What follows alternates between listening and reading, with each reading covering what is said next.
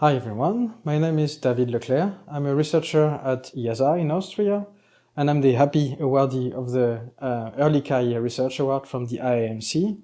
And so I would like to give you a few hints and insights on the paper that got me this award, namely a paper published in the Nature journal and entitled Bending the Curve of Terrestrial Biodiversity Needs an Integrated Strategy. And so for the context, there is an ongoing negotiation for a new global agreement on biodiversity, which starts from a very ambitious goal, namely halting the declines of biodiversity and putting nature back on track for recovery. And so we wanted to tackle with this article two questions. Is this achievable at all?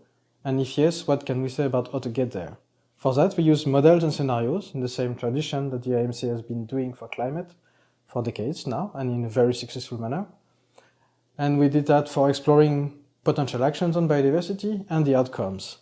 And so there are three main conclusions that we can draw from this article. It might be feasible to achieve a bending of the curve by 2050.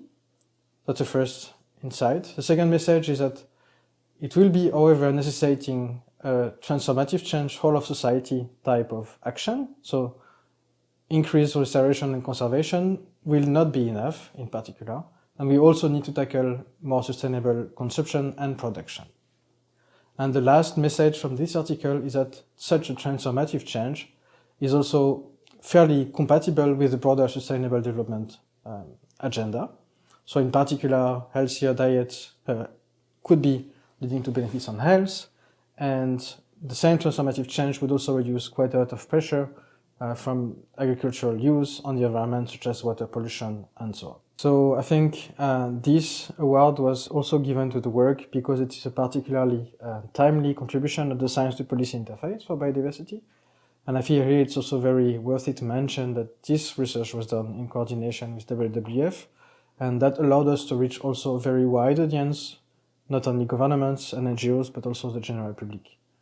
And now moving on forward to future routes of work, there is clearly a very strong link agenda between climate and biodiversity. That should be taking more activities within the IAMC. And so there are clear synergies and trade-offs between these two goals that needs to be worked out. And in both cases, we also need a fair and just transition. And so equity and fairness will be key in future pathways. At last, I would like to thank you a number of people without whom this award would not be there.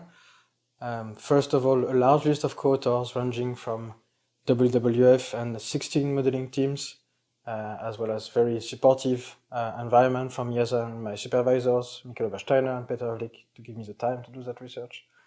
And at last, also my family members and my wife for supporting the large number of hours needed.